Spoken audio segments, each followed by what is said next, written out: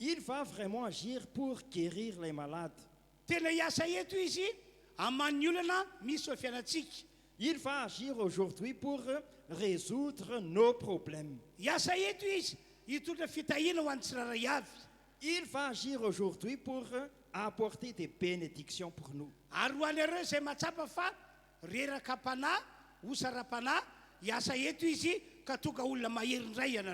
Et pour vous qui avez le courage, pour vous qui êtes découragés, il va vous consolider et vous renforcer aujourd'hui.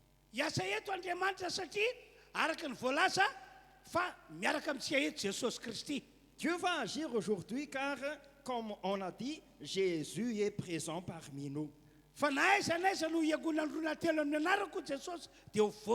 Car Jésus a déjà dit, là où 2 ou 3 sont réunis en mon nom, je suis au milieu d'eux. Acclamons très fort pour remercier le Seigneur.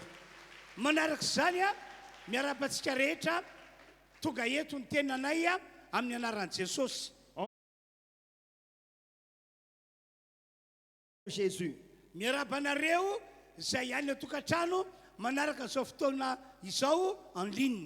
Et vous qui suivez le culte en ligne, on vous salue aussi. Nous croyons, frères et sœurs, comme on a déjà dit,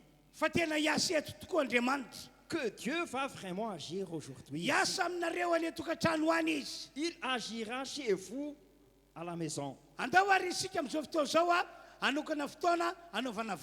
Nous allons maintenant consacrer du temps pour la prière. Pose ta main sur ton cœur, nous allons prier. Merci beaucoup, Seigneur. Merci d'être présent parmi nous. Merci d'accomplir ta parole quand tu as déjà dit. Là où 2 ou 3 sont réunis en mon nom, je suis au milieu d'eux. Merci, Saint-Esprit, car tu nous as réveillés. Tu nous as donné ce jour. Merci, Père, car aujourd'hui, tu vas accomplir ta parole quand tu as dit, vous servirez l'Éternel, votre Dieu, et je bénirai votre pain et vos eaux, et j'enlèverai de chez vous les maladies. Il n'y aura point dans ton pays ni femme qui avorte, ni femme stérile, et je remplirai le nombre de tes jours. Alors, Saint-Esprit, guide-nous, conduis-nous dans la présence de Dieu, guéris les malades, et je te demande encore, Saint-Esprit, de résoudre tous les problèmes dans la présence du Seigneur. Au nom de Jésus, Amen.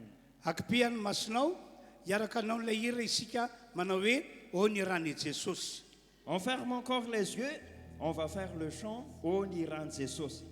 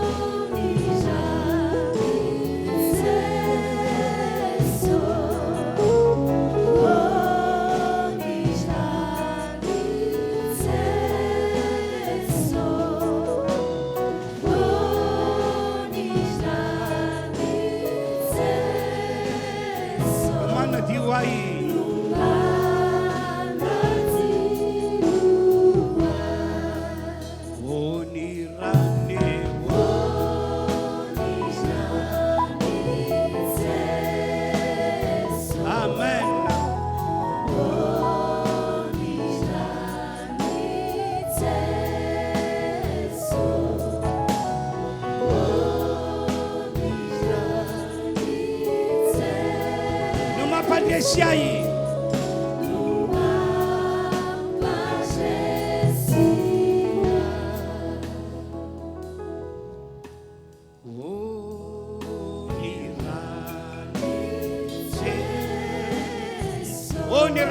Jesúsi.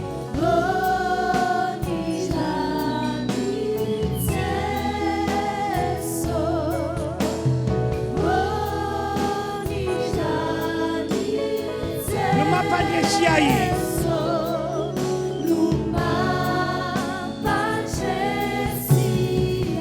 Omira ni Jesusi.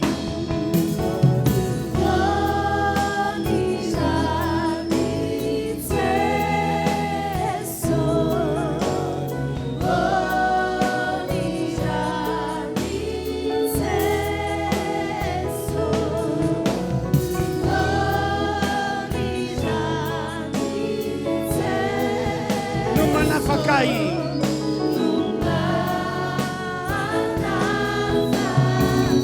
Onira ni Jesusi.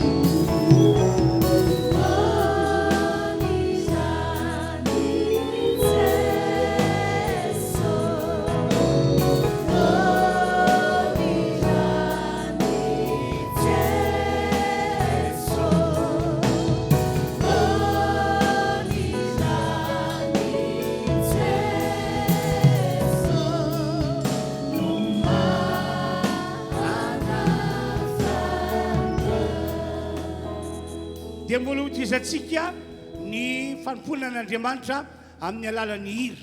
On va encore continuer de servir le Seigneur par le chant. Ka dia angatantsika ny mpitarika ny fiderana ano izany. Donc nous allons demander la conductrice de louange pour continuer ça.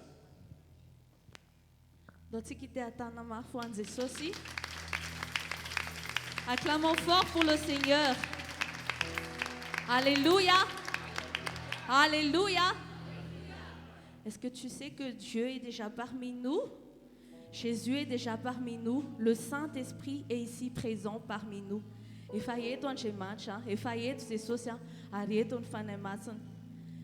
Dia tsy haiko hoe ohatry ny ahoana ny conscience anao anatin'izany hoe manatrika antsika ilay mpanjaka ny mpanjaka. Fa andao androany tsy ataontsika fahazarana, tsy ataontsika fombafomba. Nous allons quitter l'habitude et les coutumes aujourd'hui, mais nous allons vraiment servir le Seigneur de tout notre cœur. Dia raha mety aminao sady dia andaontsika hitsangana. Eto fanahy masina androany, ampatsiahantsika indray fa tsika anie dia tena tiany Jesosy, tsika anie tena tian'Andriamanitra. Le Saint-Esprit est ici présent pour nous dire combien Jésus nous aime. Et son amour est tellement infini. Tena hoe lehibe ny fitiavan'i Jesosy antsika, tsy miankina amin'ny zavatra vitantsika, tsy miankina amin'ny zavatra mbola ho ataontsika, fa tsy miova amin'ny fitiavana. Ary ninona mitranga dia tena tiany foana tsika. Dia androany ndao tsy raisina fombafomba zany hoe efa tenenina foana hoe tianao Jesosy dia raisinao teny mahazatra. Fa ndao atao milatsaka ao am-pontsika indray zany androany hoe Jesosy tena tiaka ianao. Dia ahofahofain'i Jesosy ny tananao dia teneny hoe fantatro indray androany fa kay za manompo Andriamanitra tia. Ka ninona fahotako, ninona ditrako, ninona tsy mety nataoko dia kay ianao Jesosy mbola tia foana. Dia ianao tsy mba mitana alahelo, tsy mba manisa heloka, fa amin'ny fotoana rehetra ianao tena tia. Nous allons dire au Seigneur que nous avons conscience combien il nous aime et que son amour est infini. Et que nous allons prendre cet amour aujourd'hui. Nous allons le mettre dans notre cœur. Et nous allons chanter de tout notre cœur que oui Seigneur, tu nous aimes. Oui Seigneur, tu nous aimes d'un amour éternel, d'un amour infini. Et personne ne peut changer cet amour. Fantashiza inuko. Amen.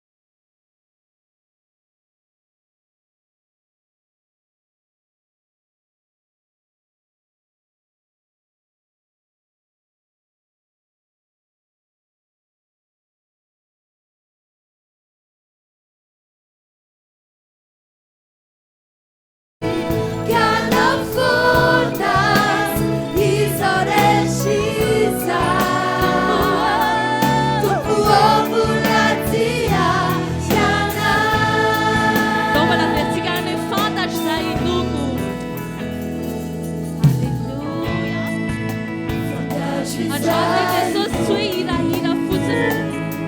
Fatina tonem lit că ona tu funeza lui. Sino loșizai.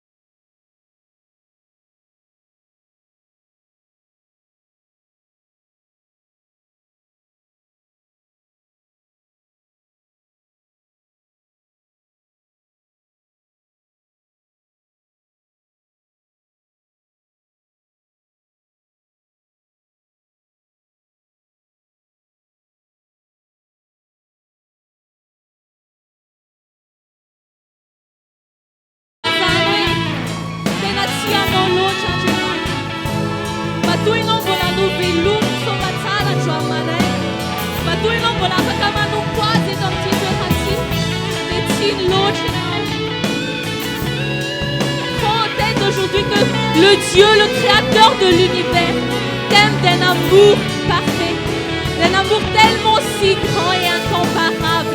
Waouh! Yana, Yana, Yana.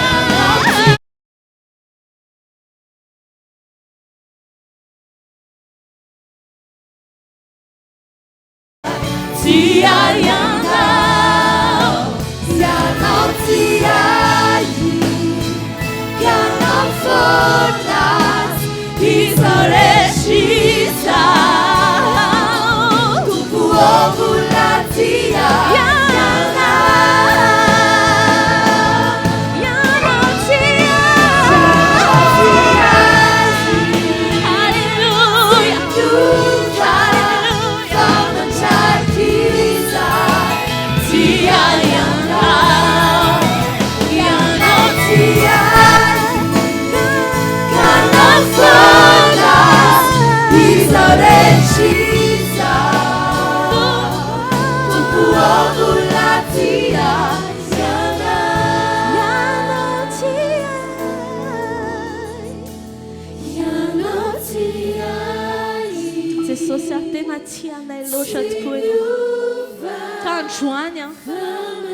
Nina zavatra lalovana dia miadana ny fonay rehefa mahafantatra hoe aika izay misy pitié foana.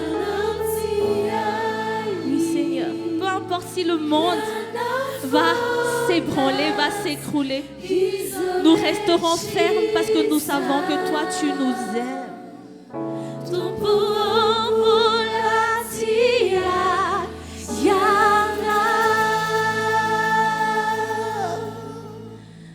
Seigneur, tu nous aimes.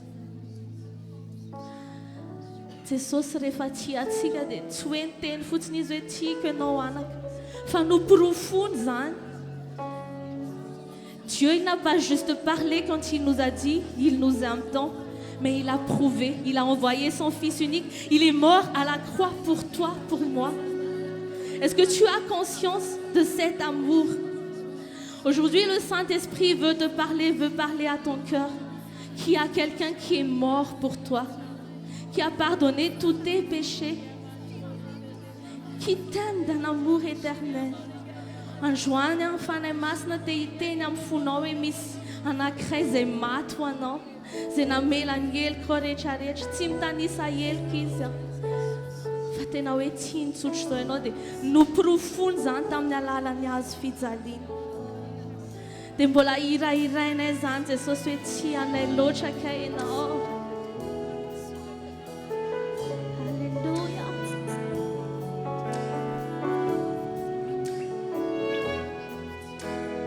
Tianao loatra.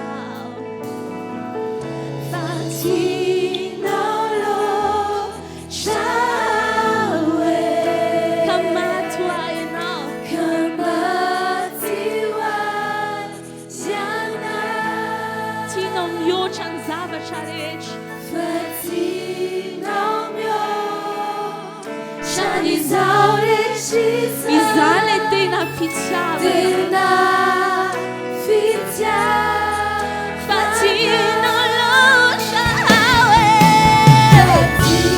Tu nous as tant aimés que tu as donné ta vie pour nous sauver.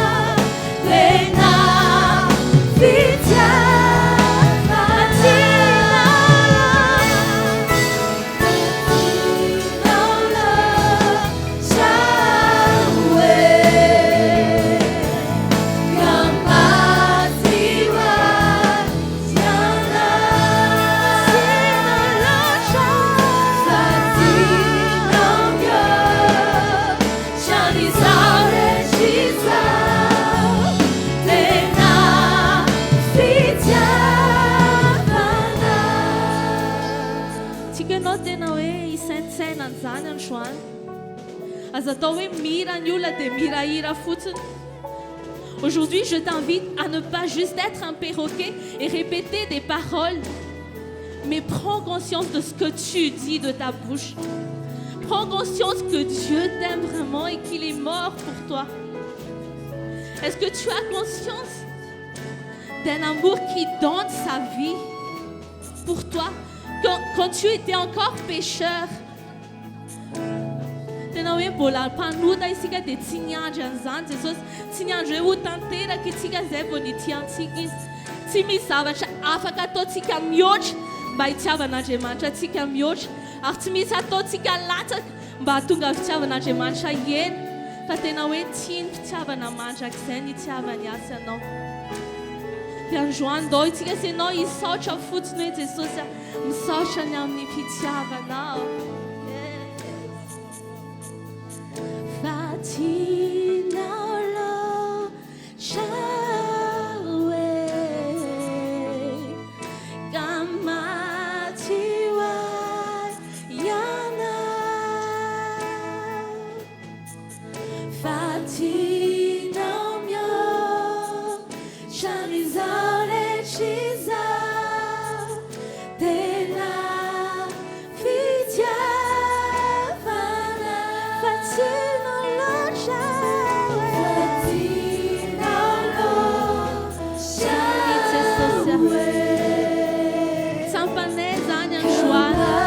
mihoatra no ny hatramin'izay hoe tena tianao loatra izahay. Fa tianao mihoatra ny zavatra izao, tena fitiavana. Fa tianao loatra Jesosy. Fa tianao loatra. Peu importe qui nous aime pas, peu importe qui nous rejette dans la société. Nous savons que toi, le Dieu de l'univers, le roi des rois, tu nous aimes profondément et que tu veux avoir une relation avec nous. Alors nous t'offrons notre cœur, Seigneur, aujourd'hui.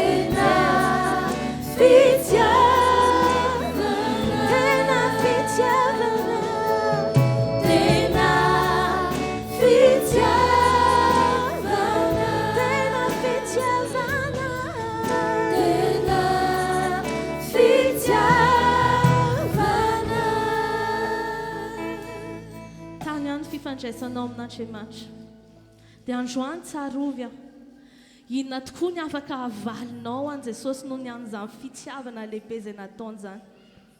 Qu'est-ce que nous pouvons offrir à Dieu en retour de son amour? Dieu n'attend de nous que notre adoration. Zavatra tena tediavin'Andriamanitra aminahy sy aminao dia ny fiankohofana marina. Androany tena teny anao mafy mihitsiny aza atao fombafomba, aza atao fahazahana, fanompoana tompo. Raha miteny fotsiny ianao nefa tsy izany ao anaty fonao dia maharikoriko an'Andriamanitra izany. Fa androany ndao omena azy izay tsara indrindra avy ao anatinao, ao anaty fonao. Il y a une parole qui est écrite dans Marc 7, chapitre 6, qui dit « Hypocrite, ce peuple m'honore des lèvres, mais son cœur est éloigné de moi. » Amin'ny teny gasy hoe manaja hamolotra fotsiny le olona fa ny fony manalavitra. Ndao tsika tsy ho anisan'izany androany, fa ndao atao connecté amin'Andriamanitra ny fotsika. Isaky mirintsika atao am-piangonana misy alahady eo amin'ny 5 mahery eo isa-taona. Firifiry tao anatin'izay tena hoe marina ny zavatra lazainao anatin'ny fiderana, marina ny fiankofanao tao anatrehan'Andriamanitra. Ndao androany ifontsika raha misy tsy rambina hatramin'izay fa tena efa ho avy Jesosy. Ndao omena azy le fiankofana marina avy ao anatin'ny fotsika. Offrons à Jésus l'adoration qui est digne de son nom. La vraie adoration qui vient du cœur, qui est attachée avec le cœur. J'aimerais que nous prions maintenant. Dotsika ivavaka amin'izao fotoana izao. Hiteny amin'ny Jesosy hoe mihoatra noho ny hira Jesosy, mihoatra noho fihetsiketsehany ivelany, ny foko dia ataoko tafakambana aminao amin'ny fotoana rehetrarehetra. Raha hira dia ataoko tafakambana aminao foko, satria ianao tsy mijery ny ivelany fa ny ao am-pony tena hitanao. Ka androany raha hanandratra fiderana, raha hanandratra fiankohofana dia ny foko tena mangetaentanao no aoka ho hitanao. Mifony izahay Jesosy ny amin'ny fotoana rehetrarehetra. Mety hoe tonga teto am-piangonana izay nefa tsy connecté fa mijerijery fotsiny. Nous te demandons pardon, Seigneur, pour toutes ces fois où nous avons fait juste semblant, où nous sommes à l'église, mais en fait notre tête est ailleurs, notre cœur est ailleurs. Nous ne sommes même pas connectés à toi. Nous sommes comme des chrétiens hiboux qui restent juste sur place, mais qui regardent ailleurs. Mais aujourd'hui, on veut vraiment avoir un cœur à cœur, un moment avec toi. Un moment de tête à tête avec toi. On veut être connecté avec toi, Seigneur. Androany zay te iray po aminao Jesosy. Te hiverina izay eo amin'ilay tena ivo ny fiankofana dia ny fonay tafakambana aminao androany. Tsy isy na dia raha aminay intsony androany ka hoe kristiana tonga mivavaka fotsiny fa tsy nahitanao akory, tsy tafakambana taminao akory. Fa androany zay Jesosy dia hiverina aminao. Raha tapitra ny mozika, mety hoe tsy hainay le hira fa androany tena ataonay azo antoka hoe tafakambana aminao ny fonay. Te hanolotra zay tsara indrindra avy ao anatinay zay isan'andro. Oui Seigneur, nous voulons t'offrir le meilleur. Pour toi qui nous aimes tant d'un amour éternel, nous voulons t'aimer en retour d'un amour très très grand. La table chante musique.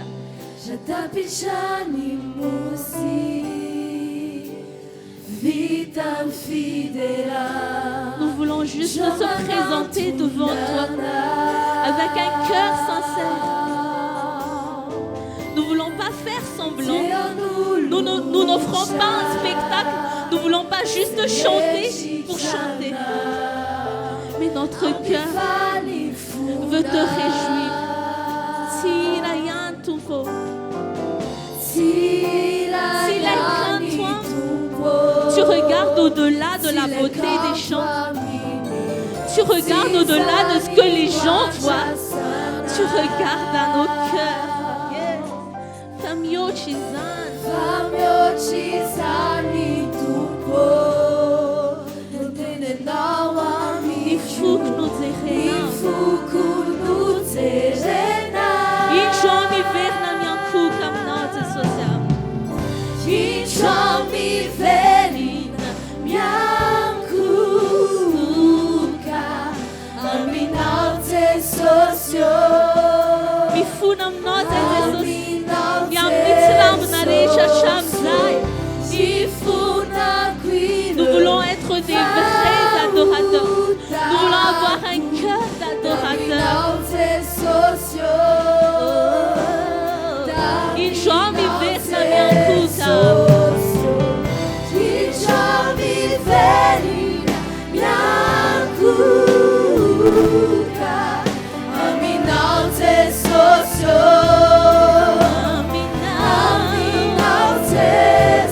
Ifuna cuido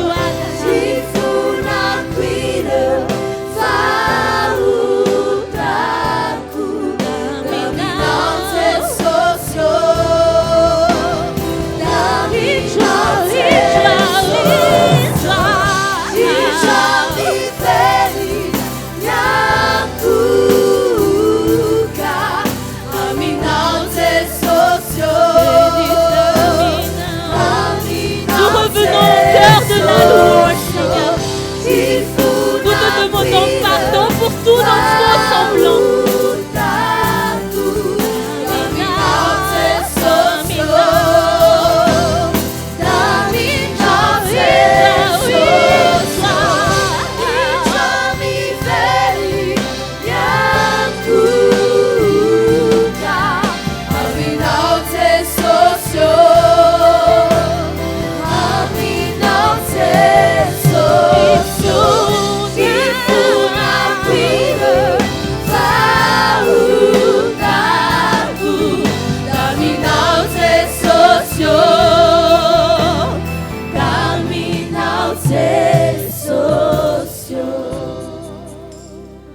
Viens, on va faire une remise en question aujourd'hui. Dotika idier tudo que nós dizer tudo que nós tawanatun fideranos fiankufa no rehetra chamze firfirno tena nataonao tamfunao impirenao mety fomba ivela fotsiny mety hoe manandra tanana ianao nefa tsy nataonao an'Andriamanitra zany mety miteny ianao alléluia amen nefa fonao tsy tafakambana tamin'izany. Aujourd'hui nous allons nous remettre en question et vraiment demander pardon au Seigneur. Parce que quand Jésus, il va revenir, il va nous interroger aussi sur notre adoration et notre louange. Watina yanku ici quand on a un fidèle, na sfiankufa na ze atotsika refa wavy Jesosy hoe firifiriny tena nataonao fomba sy fahazara. Dia androany tena asandrato feonao dia mifona ianao Jesosy mifonany amin'ny fomba rehetra. Fona Jesosy raha hoe tsy connecté taminao akory hatramin'izay fa androana tena iverina, androana tena hanolotra ny momba rehetra ho anao, androana tena hanolotra ny foky rehetra ho anao. La louange va au-delà des chants, va au-delà de la musique. C'est un état de cœur. Alors aujourd'hui, offrons notre cœur à Jésus.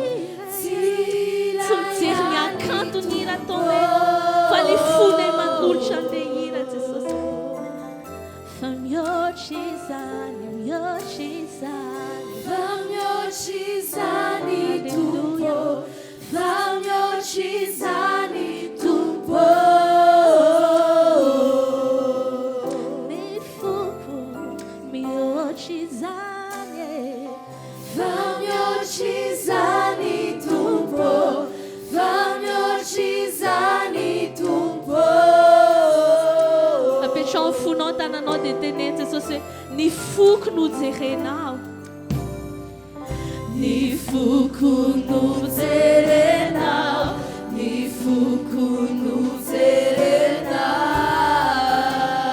Atulshana, nifunete so San Juan. Nifukwe. Nifukunu Serena, Nifukunu Serena. Nifukunu Serena, Nifukwan Juan inu Serena.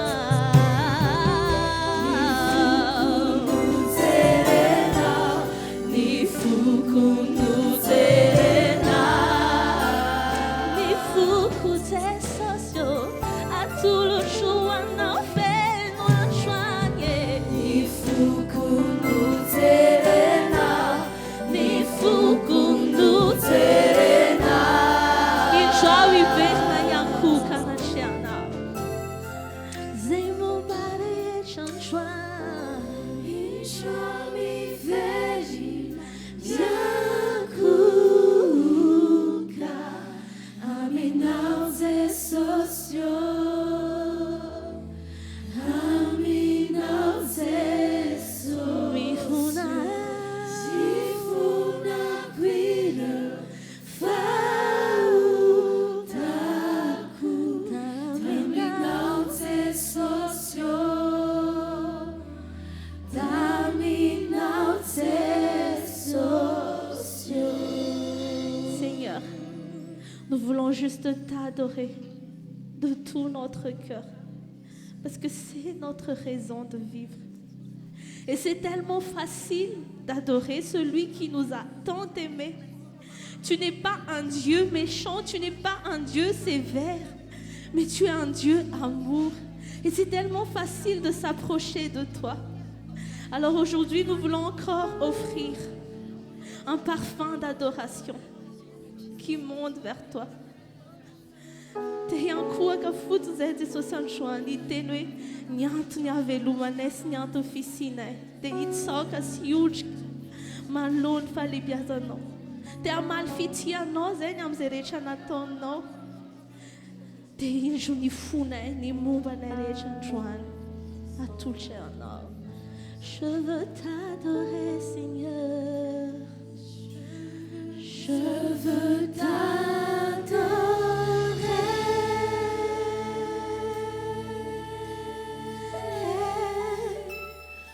oui t'adorer,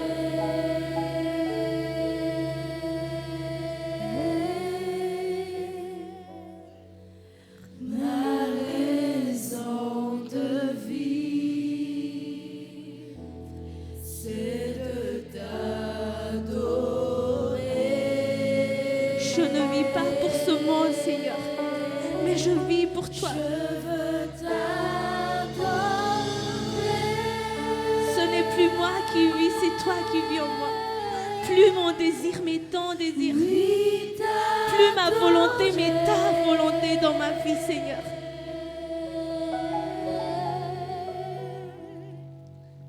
ma raison de vie, c'est de t'adorer. Je veux t'adorer, je veux t'adorer. Je veux t'adorer.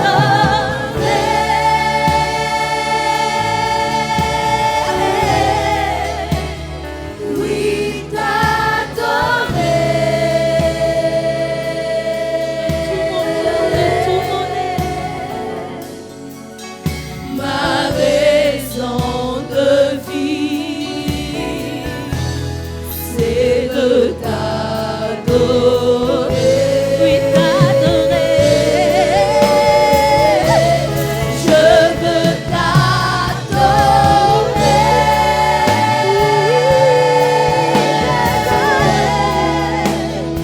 Oui, t'adorer.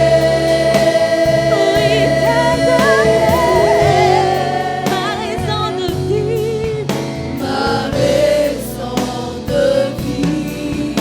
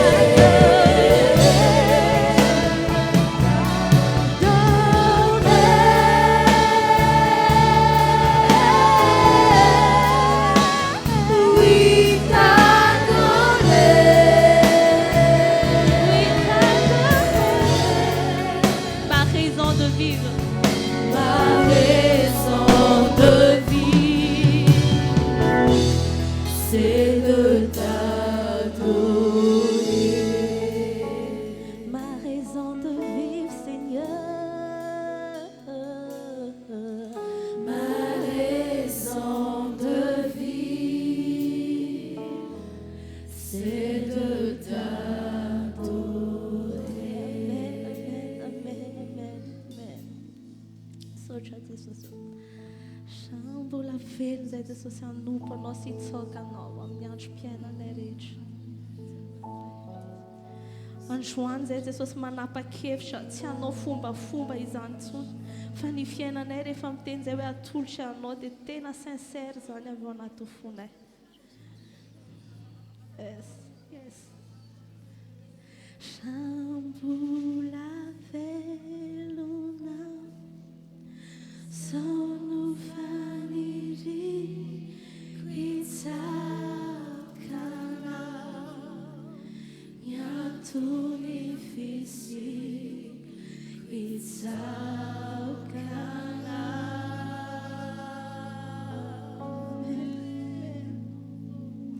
Jesosy nyanto piscina essa fiainana rehetra dia iankohako anaty anao. Quitsakana amniachkule shitsakana Peu importe l'heure, peu importe le moment, peu importe le jour, nous voulons juste t'offrir une adoration avec une vie consacrée. Shambula veluna sono fanigi quitsakana Alléluia. yatuni fisi quitsakana.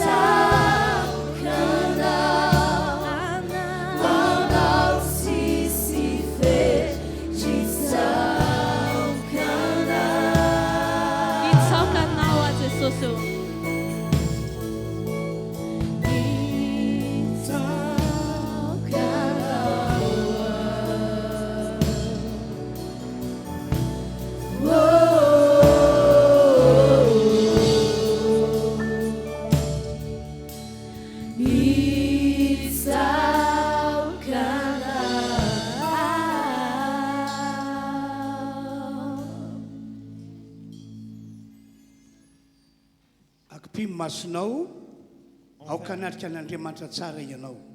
On ferme les yeux et nous allons avancer dans la présence du Seigneur.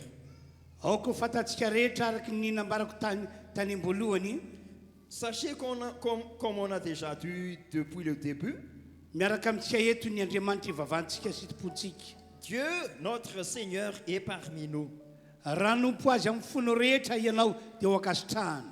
Si tu es vraiment prêt à lui servir, tu vas être agréable devant la face de Dieu. Raha hitady azy ianao dia ahita azy tokoa. Si tu veux rechercher Dieu, tu le verras vraiment. Misaotra anao Andriamanitra. Merci beaucoup, Père. Amin'ny anaran'i Jesosy. Dans le nom de Jésus. Amen. Amen. Makatoerantsika rehetra tompoko. Prenons place. Ny fantaniana apelako amintsika rehetra dia izao. Je vous pose une question. Efa manana Jesosy monina sy mitoetra ao anatinao tokoa ve ianao? Est-ce que tu as vraiment Jésus demeuré dans ton cœur? Efa ao aminao marina ve lay Andriamanitra tompon'izao rehetra izao? Est-ce que le Dieu Tout-Puissant est vraiment en toi maintenant? Aoka tsy ho titre na etikety ty ivelany fotsiny ny fanananao an Jesosy sy lay Andriamanitra zay nahary an'izao rehetra izao. N'acceptez pas de prendre Jésus comme un titre ou tout simplement une étiquette à porter. Fa aoka ianao tonga eto tena anaporofo fa ao anatinao marina Jesosy. Mais je t'invite vraiment à prouver dans ta vie que tu as vraiment Jésus dans ton cœur. Aoka ianao anaporofo fa tena miaraka anao marina Andriamanitra. Je t'invite vraiment à démontrer que Dieu est vraiment avec toi. Porofoy amin'ny alalan'ny finoana anananao zany. Prouve cela par ta foi. ame ohatra aho Je te donne un exemple. raha mbola vely atao ambony tany ity isika dia misy ny olana misy ny ady misy zavatra sarotra Si nous sommes encore vivants sur cette terre, on va rencontrer des problèmes. Il y a aussi des combats, des épreuves. fa izao ny vaovao mafaly ry havana malala Mais je vous dis la bonne nouvelle. raha tena manana ny jesosy ianao raha tena manana an'andriamanitra ianao tsy atahotra mihitsy Mais si tu as vraiment Jésus, si tu as vraiment Dieu dans ton cœur, tu n'auras jamais la peur. ny finoanao dia hoe tsy maintsy hivoaka ho mpandresy foanao Ta foi, c'est que je serai toujours vainqueur. samy nanompan'andriamanitra avokoa na ny zanak'israely na i mosesy Puisque Moïse et les Israélites étaient des serviteurs de Dieu. olana mitovy no natrehan'izy ireo Ils ont rencontré les mêmes problèmes. fa tsy nitovy ny zavatra niainany ny zanak'israely sy mosesy Mais ils ont expérimenté cela de manière différente. ho an'ireo zanak'israely raha vao nahita ny ranomasina mena nanaka-dalana sy nahita ny egyptianina manesika vatao farira zareo avy hatrany dia raiky tahotra Mais pour les Israélites, quand ils ont vu la mer rouge devant eux, ils ont tout de suite la peur. fa mosesy kosa teo alohan'ny ranomasina mena sy ny fanenjena nataon'ireo egyptianina dia tsy manatahotra fa tao amin'ny finoana fa tsy maintsy hivoaka mpandresy izy Mais Moïse, devant la mer rouge, il n'avait pas du tout la peur, puisqu'il a la foi en Dieu. tsy natahotra mihitsy izy satria manana an'andriamanitra mitoetra ao anatiny Il n'a pas du tout la peur, car il a le Dieu vivant dans son cœur. tsy nanatahotra mihitsy izy satria fantany fa momba azy mandrakariva lay andriamanitra zay topoiny Il n'a pas du tout la peur, car il sait très bien que le Dieu créateur est avec lui. tahaka izany mihitsy ny fiainany olona rehefa manana an jesosy sy manana an'andriamanitra ny fiainany izy C'est pareil pour quelqu'un qui a vraiment Jésus dans son cœur et quelqu'un qui a un Dieu tout-puissant. manana finoana ny andresatra ny atrany izy On a tout de suite la foi d'être victorieux. enganeka ho tahaka izany avokoa sika rehetra toka manarika ty fotoana ity Puisque ça va réaliser chez nous dans notre vie. por fo ihany koa ny fanananao an jesosy amin'ny alalany fiainanao tsy manota intsony Prouve aussi le fait d'avoir le Seigneur par la vie qui n'a pas de péché.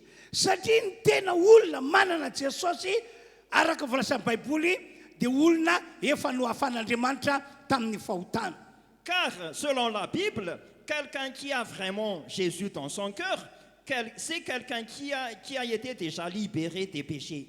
satria fony tsy mbola teraka isika no efa maty ho atsika teo ambony azy fijaliana jesosy Puisque Jésus était déjà mort sur la croix quand nous n'étions pas encore nés. volaza baiboly hoe maty nitondra ny fahotan'ny olombelona rehetra jesosy La Bible déclare que Jésus était mort pour porter notre péché sur la croix. ka amin'ny fotoana zay inon'ny olona ny jesosy aneken'ny olona ny jesosy amin'ny fotoana zay azaho jesosy toerana ao anatiny Donc, au moment où il y a le temps d'avoir Jésus dans son cœur, dia azo antoka fa hiasa ny herin'andriamanitra anafaka azy amin'ny fahotana certes, la puissance de Dieu va agir pour libérer cette personne du péché. ary zay no matoka ny olona zay manana jesosy tsy misota ary tsy manota intsony Voilà pourquoi celui qui a Jésus dans son cœur est libéré des péchés et il ne pêche plus. por foy amin'ny alalan'ny fiainana tahaka izany ny fanananao an jesosy sy ny fanananao any andriamanitra tsotoa Démontre alors par cette vie que tu as vraiment Jésus dans ton cœur. ndao hiteka mahafan'andriamanitra Acclamons très fort pour le ndao mbola Seigneur. hiteka mahafan'andriamanitra Acclamons any izy encore très fort. halleloia Alléluia. anokana fotoana isika amin'izao fotoana zao a ahafahantsika mivavaka Nous allons maintenant consacrer du temps pour la prière. tiako ho amafisinao androany ny fampandrosoanao an jesosy ho ao anatinao J'aimerais vraiment que tu vas confirmer aujourd'hui que tu vas inviter Jésus dans ton cœur. tiako amafisinao androany fa ianao dia olona manana an'Andriamanitra velona eo amin'ny fiainanao. J'aimerais vraiment que tu vas confirmer que tu as un Dieu tout-puissant et vivant dans ta vie. Rehefa manana Jesosy sika, manana Andriamanitra, le nambarako teo tsy maintsy tanteraka. Quand nous avons Jésus, quand nous avons un Dieu tout-puissant, ça va se réaliser tout ce qu'on vient de dire tout à l'heure. Le nambarako teo hitoetra ny finoana ianao. Ce qu'on vient de dire tout à l'heure, tu vas rester et demeurer dans la foi. Le nambarako teo ihany koa afaka miota ianao. Comme on a déjà dit aussi, tu seras libéré des péchés. Andao ary hivavaka avokoa sika rehetra amin'izao ora izao. On va prier maintenant. Samy mivavaka amin'ny folo manontolo izy. Tout le monde doit prier de tout son cœur. Ho anareo izay sapatoka eto a, sokafa mivavanao ary mivava amin'ny folo manontolo. Si c'est la première fois que vous êtes ici, ouvre ta bouche et Omeo toerana ao anatinao Jesosy. donnez un temps pour demeurer Jésus Tena dans omeo ton toerana ao cœur. anatinao Jesosy. Je t'invite à donner de la place à Jésus dans ton cœur. Samy mivavaka arak'izany a sika rehetra tompo. Nous allons tous prier.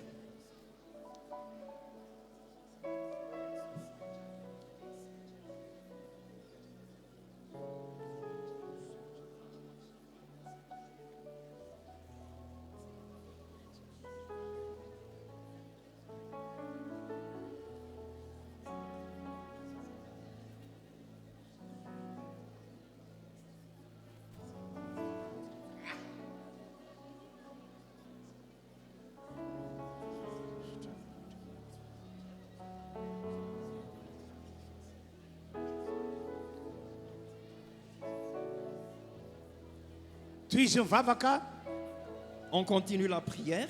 mivava amin'ny fono rehetra, Continuez à prier de tout ton cœur. aoka hitoetra ao anatinao Jesosy. Acceptez Jésus dans ton cœur. Aoko tsapanao fa miaraka aminao Andriamanitra. Ayez la sensation d'avoir un Dieu tout-puissant. Ho avan'Andriamanitra ny olona tahaka izany. Dieu va distinguer une telle personne.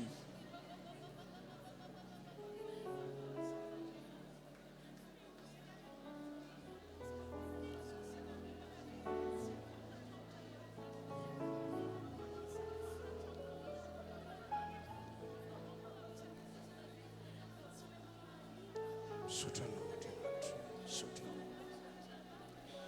Anao izany. Rehefa miasa eto toerana eto fanatrana, eto fanatrana Andriamanitra. Eto fanatrana Amen. Eto fanatrana Andriamanitra, eto fanatrana. Hallelujah.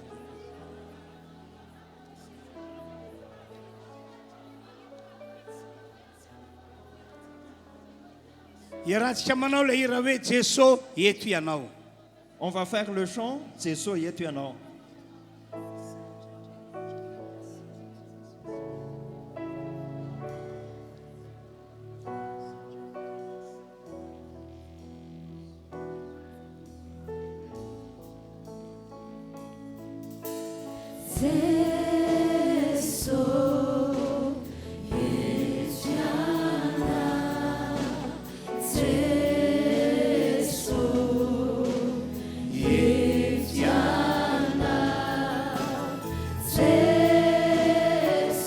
Eto anao ho ahy.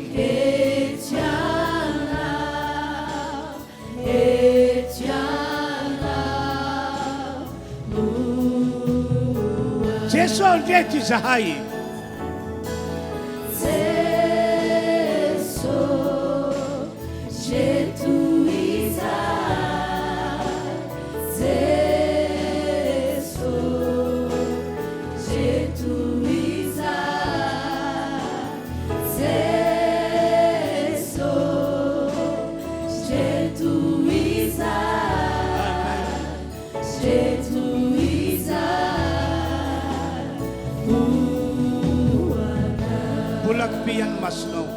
On continue de fermer les yeux.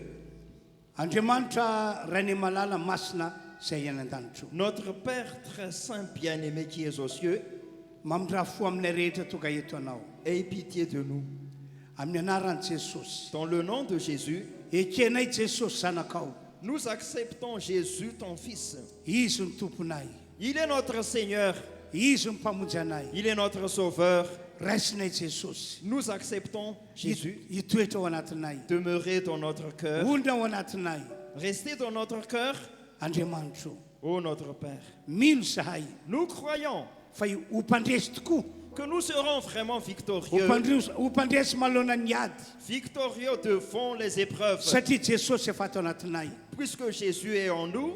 Misaotra Andriamanitro. Merci Père, Misaotra Andriamanitro. merci Père. Tsy hanota ihany koa zahay. Nous ne péchons plus, Tsy handeha amin'ny ota intsony zahay. nous ne demeurons plus dans le péché, Masina ho anao zahay. nous serons saints pour Jésus, Voatokana ho anao zahay. consacrés pour Dieu, Madio fitondratena eo anatrianao zahay. avoir une bonne conduite devant Dieu, Satria ato anatinay Jesosy. puisque Jésus est en nous. Ho vavolombelony fisinao ane zahay. Nous serons des témoins pour Jésus, Vavolombelona eo anatrian'ny olona rehetra ane zahay. témoins devant toutes les personnes, Fa tena anao marina Andriamanitro. que nous serons vraiment à toi, Père. Amin'ny anaran'i Jesosy. Au nom de Jésus, Amen. Amen. Teka mafantompo isika rehetra. Acclamons très fort pour le Seigneur. Alléluia. Alléluia. Zao azy a andaontsika roso amin'ny fanaterany fanatitra. On va passer à l'offrande. Hoy aho aminareo manana fasahina manome ho an'ny fanjakan'Andriamanitra. Je vous dis, ayez l'audace de donner pour le royaume de Dieu. Ny fanomezanao ho amin'ny fanjakan'Andriamanitra Car donner pour le royaume de Dieu, dia mampandroso ny asan'Andriamanitra. ça va avancer l'œuvre de Dieu. Satria amin'ny alalan'ny fanomezana ataonao no entina miasa ho an'Andriamanitra eto amin'ity zao tontolo zao ity. Puisqu'on va faire l'œuvre de Dieu dans ce monde par ce que tu vas donner. Ankoatran'izany anefa ny fanomezanao ho an'ny fanjakan'Andriamanitra. Par ailleurs, le fait de donner pour le royaume des cieux, Dia lalam-pitahina manokana ho anao. ça c'est un moyen pour la bénédiction pour nous. Marobe ireo tantara anatin'ny baiboly fa ny fanomezana ho ao amin'ny fanjakan'Andriamanitra dia lasa fitahina ho an'ilay olona. Beaucoup de gens dans la Bible ont expérimenté que donner pour le royaume de Dieu, c'est une source de bénédiction. Reo olana tsy voava aoriana fanomezana dia azon'Andriamanitra vahana amin'ny fomba magaga. Tous les problèmes qui ne sont pas encore résolus après l'offrande, Dieu va les résoudre. Noho izany mitona anareo aho mba hanome amin'ny fonareo rehetra. Ainsi, je vous invite à donner de tout votre cœur Ary hanome arahana finoana. et donner avec foi. Ety anoloana ety moa misy boaty ho an'ny ampahafolokarena efa hainareo tsara zany tanterao ao ny ampahafolokarenanao. Vous savez très bien qu'il y a devant ici des boîtes pour les dîmes. Je vous invite à les accomplir alors. Anao hira anankiray isika dia roso amin'izany rehefa avy eo ny fanatitra fanamazatra tatazana eny toerana. On va faire un chant alors et en même temps, on va donner les dîmes et après, on va donner les offrandes.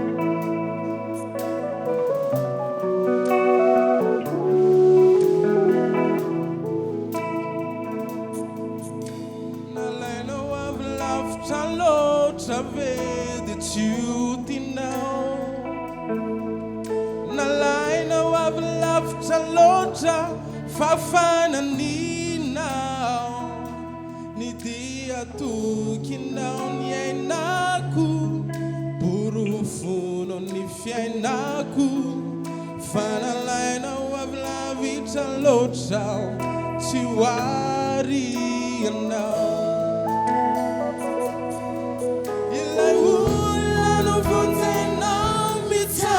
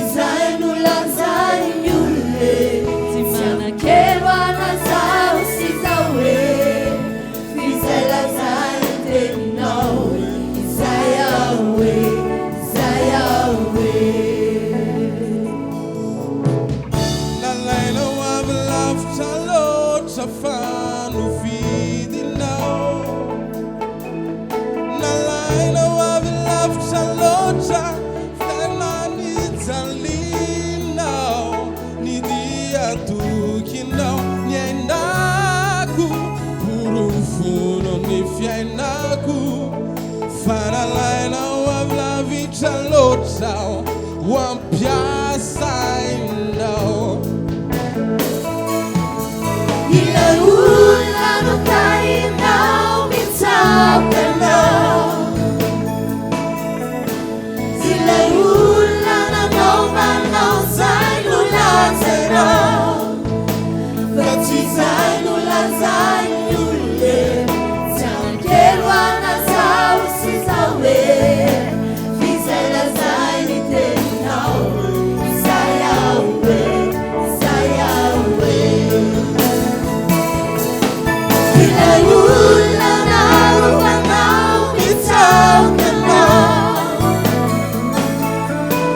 ilay olona nanaovanao zay no lazainao, fa tsy zay no lazainy olona tsy ankelo anazao sy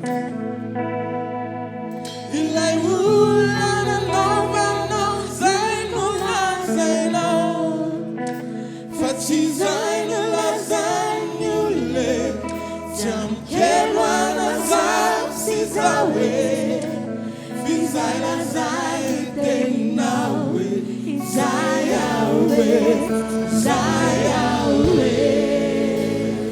Siatana mafisika ho an'i Jesosy.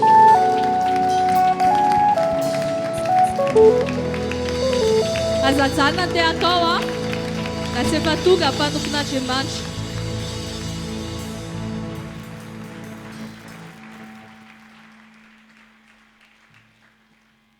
Ndomboly teka mafan'Andriamanitra isika tompoko. Acclamons le Seigneur. Tena mity afafara zay mafy anao. Acclame de toutes tes forces. Asy io fa miaraka amintsika eto Andriamanitra ka dia mideraza mitehaka isika. Montre que Dieu est avec nous ici et acclame-le avec les acclamations. Alléluia. Alléluia. Amaky Baiboly isika. Nous allons lire la Bible. Tenin'Andriamanitra efa novakiko tamin'ireo matetika izy ity. C'est une parole de Dieu que je vous ai déjà lue souvent. Fa mino aho fa amin'ny alala zany teny izany no itenenan'Andriamanitra amintsika indray. Mais je crois qu'à travers cette parole, Dieu va encore nous parler. Satria misy zavatra tian'Andriamanitra atongavana eo amin'ny fiainantsika sambatan'olona. Parce qu'il y a quelque chose que Dieu veut nous donner dans notre vie. Sokafiny Baiboly Isaia 30:2-4. Ouvre la Bible dans Ésaïe chapitre 60 versets 1 à 3. Vakina amin'ny anaran'i Jesosy ilay teny. Nous lisons au nom de Jésus la parole. Mitsangana miazava fa tokony ny fahazavanao ary ny voninahitry Jéhovah efa miposaka aminao.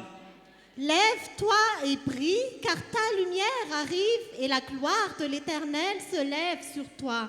Eo amin'ny andininy faharoa indray fa indro ny Yesu manarona ny tany ary ny aspity manarana ny firenena fa aminao kosa no impisany Jéhovah ary aminao no isehon'ny voninahiny. Verset 2. Certes, les ténèbres recouvrent la terre et l'obscurité profonde enveloppe les peuples, mais sur toi l'Éternel se lèvera, sur toi sa gloire apparaîtra.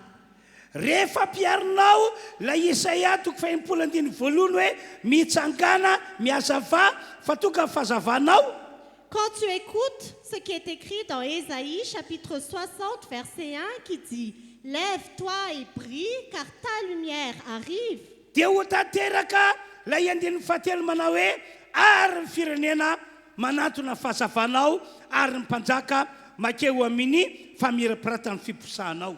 Le verset 3 se réalisera ce qui est écrit « Des nations marcheront à ta lumière et des rois à la clarté de ton aurore ». Miandra zany ho tanteraka Andriamanitra amin'izao vaninandro misy antsika zao riavana. Dieu va réaliser cela actuellement, bien-aimés. Ho fakiny indray ny voalaza ny Baiboly Matthieu 5:4-10 ka hatramin'ny 10:1. Nous allons lire Matthieu chapitre 5 verset 14. Chapitre 5 verset 13. Verset 14 à 16. Verset 14 à 16. Toy izao ny voasoratra. Ianareo ny fahazavana zao tontolo zao tsy azo fenina zay tanàna miorina eo an-tampon-tendrombohitra. Vous êtes la lumière du monde. Une ville située sur une montagne ne peut pas être cachée. 10:12. Ary koa tsy misy olona mandrehitra jiro ka mametraka azy ao ambanin'ny vata famarana fapetrany eo amin'ny fanaovanjiro ka dia mazava amin'izay rehetra ao an-trano zany. Verset 15. Et on n'allume pas non plus une lampe pour la mettre sous un seau, mais on la met sur son support et elle éclaire tous ceux qui sont dans la maison. Araka ny tenin'i Jesosy isika rehetra zay fanino azy sy zay fa manana azy no antsoin'ny Baiboly hoe fahazavany ity zao tontolo zao ity. Comme dit Jésus, nous tous qui avons déjà reçu et accepté Jésus, nous sommes appelés la lumière du monde. Ary amin'ny mahafahazavana antsika dia tsy mety intsony amin'izao vaninandro diavintsika zao ka hoe fahazavana fa saingy mbola any ambanin'ny vata. Et en tant que lumière, il n'est pas convenable qu'actuellement la lumière soit mise sous un seau. Fa mila seho zany mahafahazavana antsika zany. Mais cette lumière doit être montrée. Mila seho eto amin'ity zao tontolo zao ity izany. Nous devons la montrer au milieu de ce monde. Eo amin'ny 10:12 aoka zava eo mason'ny olona toy izany koa ny fahazavana mba ahitany ny asa soa ataonareo ka ankalazany ny rainareo zay any an-danitra. Verset 16. Que de la même manière, votre lumière brille devant les hommes, afin qu'ils voient votre belle manière d'agir et qu'ainsi ils célèbrent la gloire de votre Père céleste. Ny afatra sain'Andriamanitra etiko androany ho antsika rehetra manarika zao fampom-pivavana izao dia izao. Le message que Dieu m'a demandé de vous apporter à vous tous qui êtes ici pendant ce culte, c'est ceci. Andao isika hanafaka ny olona rehetra ao anatin'ny famaisinana. Allons tous enlever le monde des ténèbres. Mila fanafahana ny olona rehetra ao anatin'ny famaisinana amin'izao vaninanandro zao. Toutes les personnes qui sont dans les ténèbres doivent être libérées actuellement. Zany no baiko Jesosy any an-tanana antsika isam-batan'olona tonga eto. C'est le commandement de Jésus pour nous tous qui sommes venus ici. Tsy maintsy manapa-kevitra ho amin'izany isika tsiraray avy isam-batan'olona. Chacun d'entre nous doit décider pour cela. Araka ny voalaza Baiboly matsy ao anatin'ny famaisinana zao tontolo zao.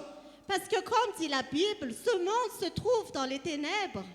Nanomboka tamin'ny fotoana nahalavo any Adama sy Eva no tonga teto ambony tany niaisina ary tonga teo amin'ny olombelona ny famaisinana. À partir du moment où Adam et Ève ont chuté, les ténèbres sont arrivées dans ce monde. Fa saingy amin'izao vaninandro misy antsika izao. Mais actuellement, amin'izao taonjato 2020 taona 2017 izao. Actuellement, dans les années actuelles, dia miamaizina tena miamaizina zao tontolo zao. ce monde devient de plus en plus obscur. Tena ao anatin'ny famaizinana ny fanahy olombelona. L'âme des hommes se trouve dans l'obscurité. Marina be mihitsy a ny voalazan'ny Isaia toko faha-enimpolo andiny faharoa. C'est très clair ce que Isaïe a dit dans Isaïe chapitre 60, verset 2. Hoy izy hoe ino aizy no manarina tany ary Espito no manarina firenena. Il est écrit, certes, les ténèbres recouvrent la terre et l'obscurité profonde enveloppe les peuples. Tena ao anatin'ny famaizinana zao tontolo zao. Ce monde se trouve dans l'obscurité profonde. Manamarina izany ny zava-misy ankehitriny. Ce qui se passe actuellement confirme cela. Inona ho ianao zava-misy ankehitriny? Qu'est-ce qui se passe à ton avis? Miverina amin'ilay fiainana nisy tao Sodoma sy Gomoro ny fiainan'ny olombelona amin'izao vaninandro misy antsika izao. La vie des hommes actuellement redeviennent comme la vie qui s'est passée à Sodome et Gomorre. Ny zava-misy lasa mety amin'ny olombelona ny lehilahy manambady lehilahy. Maintenant, nous voyons dans le monde qu'il y a l'homosexualité. Lasa mety amin'ny olombelona ny vehivavy manambady vehivavy. Cela convient maintenant aux hommes qu'il y ait des femmes qui épousent des femmes. Lasa mety amin'ny olombelona ny olombelona manambady biby. Et maintenant, on voit également des hommes qui épousent des animaux. Kanefa araka ny voalasan'ny Baiboly ny fiainana tahaka izany no napatezitra an'Andriamanitra. Et pourtant, comme dit la Bible, cette façon de vivre est indignant devant Dieu. Ka natokan'Andriamanitra nandatsaka afo sy solofara tao amin'ny tanàna Sodoma sy Gomora. Et c'est pour ça que Dieu a déversé du feu et du soufre dans la ville de Sodome et Gomorre. Tena ao anatin'ny aizina zao tontolo zao amin'izao vaninandro misy antsika izao. Ce monde se trouve vraiment dans les ténèbres actuellement. Mikasiny amin'ny Jesosy indray Concernant Jésus, dia raisin'ny olona sasany toy ny anganonganom-bazaha ny amin'ny Jesosy. certaines personnes croient que ce qui concerne Jésus n'est que des légendes. Ary mampiomehy ny olona sasany ary ny mahita olona mbola mivavaka amin'ny Jesosy. Et certaines personnes se moquent même des gens qui prient à Dieu et à Jésus. Mbola tena mampiomehy ny olona ny mahita olona manompo a Jesosy. Cela fait rire les autres de voir des gens qui servent Jésus. Ny famaizinana misy amin'izao vaninandro zao no ato zany rehetra hita zany. La cause de cela, c'est les ténèbres qu'il y a actuellement. Mbola veriko vakina indray le Isaia toko faha-enimpolo andiny faharoa. Je répète encore Ésaïe chapitre 60 verset 2. Fa indro ny aizina manarina ny tany ary ny Espito manarina ny firenena. Certes, les ténèbres recouvrent la terre et l'obscurité profonde enveloppe les peuples. Na dia zany ary zava-misy rehefa malala Mais malgré tout cela, bien-aimés, dia zao ny vaovao mafaly. voici la bonne nouvelle. Tsy tian'Andriamanitra hitoetra amin'ny aizina intsony ity zao tontolo zao ity. Dieu ne veut pas que ce monde demeure dans les ténèbres. Fa tian'Andriamanitra hovonjena ny fanahin'ny olombelona rehetra. Mais Dieu veut sauver l'âme de toute l'humanité. Fa ny famialana an'ity zao tontolo zao ity hitoetra ao anatin'ny famazinana Le fait de laisser ce monde dans les ténèbres, amin'Andriamanitra dia fanomezana vahana ny devoly anao ny sitrapony. pour Dieu, il s'agit de laisser le diable faire sa volonté. Noho izany amin'ity androandroany ity C'est pourquoi aujourd'hui, ao anatin'izao fampoam-pivavahana izao pendant ce culte-ci, miantso antsika rehetra ny tompoandriamanitra tsoto. le Dieu Tout-Puissant nous appelle tous. Miantso antsika Jesosy Kristy. Jésus-Christ nous appelle. Andao isika rehetra hamonjy ny olona hiala ao anatin'ny famazinana. Allons sauver les hommes pour qu'ils sortent des ténèbres. Andao tsika hamonjy ny fanahin'ny olona eto amin'ity zao tontolo zao ity mba tsy ho very. Allons sauver les âmes des hommes qui sont dans ce monde pour qu'ils ne soient pas perdus. Andao isika iraisaina amin'Andriamanitra mba hanafaka ny olona hiala amin'ny famazinana. Ayant la même pensée que Dieu et sortant les hommes des ténèbres.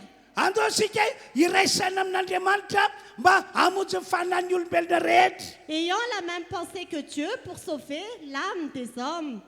Zao mantsy raha mbola mitoetra ao anaty famazinana ny olona dia tsy maintsy ho very izy. Parce que si les hommes demeurent encore dans les ténèbres, ils seront perdus. Efa haintsika rehetra kambany ilay voalasin'ny apokalypsy toko fairaka amby roapolo andimy fahavalo.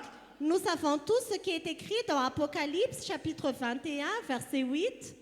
Fa ny osy ny tsy miny vetaveta mpijangajanga ny mpanompo sampy mpanahody ratsy ary mpatanga rehetra dia anana ny anjara toerany any amin'ny fariafy sy solofara, zany natao hoe fahafatesana ny faharoa. Quant aux lâches, aux incrédules, aux abominables, aux meurtriers, à ceux qui vivent dans l'immoralité sexuelle, aux sorciers, aux idolâtres et à tous les menteurs, leur part sera dans les temps ardents de feu et de soufre. C'est la seconde mort. Tsy tian'Andriamanitra ho amin'izany toerana zany intsony nefa ny zanak'olombelona. Dieu ne veut pas que les êtres humains aillent à cet endroit. Eno tsara nge zao fanazavana entiko aminareo zao. Écoutez bien cette explication que je vous donne. Entiko manampirofo fa tsy tian'Andriamanitra ho very ny zanak'olombelona. Pour prouver que Dieu ne veut pas que les hommes soient perdus. Taorinany nalavo an'i Adama sy Eva le olombelona no arian'Andriamanitra voalohany. Après la chute d'Adam et Ève, les êtres humains que Dieu a créés au début, Dia nanapa-kevitra Andriamanitra fa hamonjy ny fanahy zanak'olombelona mba tsy ho very. Dieu a décidé de sauver l'âme des êtres humains pour qu'ils ne soient pas perdus. Ary mba nafaka ny zanak'olombelona tsy ho ao anaty famazinana intsony. Et pour libérer les êtres humains des ténèbres. Hoy izy tamin'izany fotoana zany. Il a dit en ce temps-là, Hoy izy tamin'ny devoly. il a dit au diable, Mampitandranao ary devoly. fais attention au diable, Mampitandranao ary devoly. fais attention au diable, Fa ho ampifandrafesiko ianao sy ny vehivavy. parce que je mettrai l'hostilité entre toi et la femme. Ho ampifandrafesiko ny taranakao sy ny taranaky ny vehivavy. Je mettrai l'hostilité entre ta descendance et sa descendance. Hiteraka lehilahy zany vehivavy zany. Cette femme mettra au monde un homme Dia anorotoro lohanao. et elle t'écrasera la tête. Tena anapotipotika anao. Elle t'écrasera complètement.